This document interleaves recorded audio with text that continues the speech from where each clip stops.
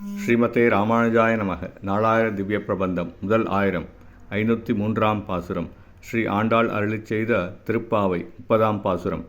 வங்க கடல் கடைந்த மாதவனை கேசவனை திங்கள் திருமுகத்து சேரிழையார் சென்றிறைஞ்சி அங்கப் பறைகொண்ட வாற்றை அணிப்புதுவை பைங்கமலத் தன்தெறிகள் பட்டபிரான் கோதை சொன்ன சங்கத் தமிழ் மாலை 30ம் தப்பாமே இங்கி பரிசுரைப்பார் ஈரிரண்டு மால்வரைத்தோள் செங்கன் திருமுகத்துச் செல்வத் திருமாலால் எங்கும் திருவருள் பெற்றின்புறுவர் எம்பாவாய்.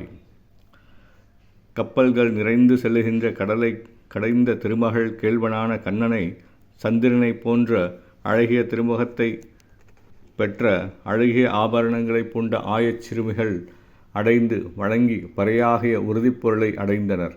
இவ்வாறு எம்பெருமானிடம் அவர்கள் பறையினை பெற்ற வழிமுறைகளை அழகிய ஸ்ரீவல்லிபுத்தூரில் திருவவதரித்த அழகிய தாமரை மலரான குளிர்ந்த மாலையை அணிந்துள்ள ஸ்ரீ பெரியாழ்வாருடைய திருமகளான ஆண்டாள் அருளிச் செய்த சங்கத்தமிழ் பாமாலையாக 30 பாசுரங்களையும் தவறாமல் ஓதுபவர்கள் 4 திருத்தோள்களையும் சிவந்த திருக்கண்களையும் அழகிய திருமுகத்தினையும் பெற்ற திருமாலின் திருவருளால் எங்கும் இன்புறுவர். ஸ்ரீமதே ராமானுஜாய நமக. ஸ்ரீ ஆண்டாள் திவ்ய திருவடிகளே சரணம். திருப்பாவை முற்றிற்று.